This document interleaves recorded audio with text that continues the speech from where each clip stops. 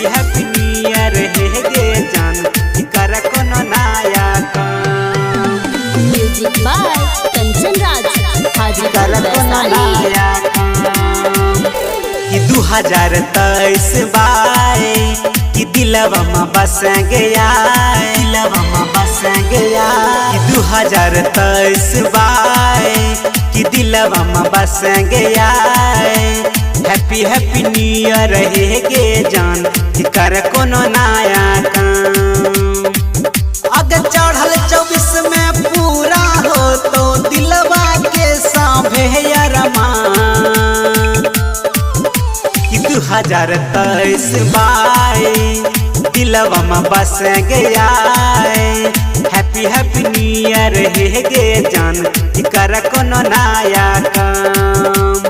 Happy happy new year हे गे जान कि कर कोनो नया काम। हैप्पी हैप्पी न्यू ईयर हे गे जान कि कर म्यूजिक कोनो बाय कंचन नया राज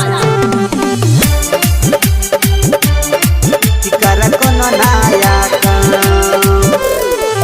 चल बाका जिला घुमैबो झुमका दिलैबो बौसी के मेला जानू तोरा देखैबो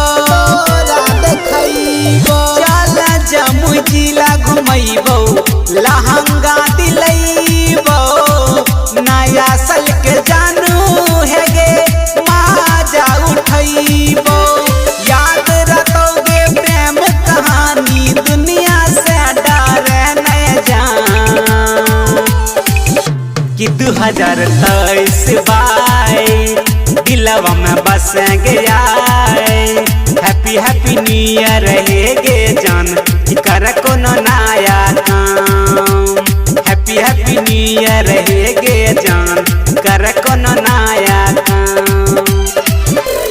हैप्पी हैप्पी न्यू ईयर हे गे जान कि कर म्यूजिक कोनो बाय नया कंचन राज कि कर कोनो नया काम।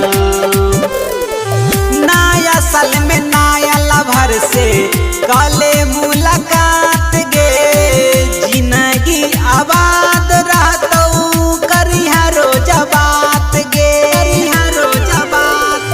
खुशी खुशी हाल के जिंदगी जी है साथ साथ गे बीच सफर में जानू छोड़ी है न हाथ गे। गुलशन राजा हैप्पी न्यू ईयर के तोहफा दै छौ ले गे जान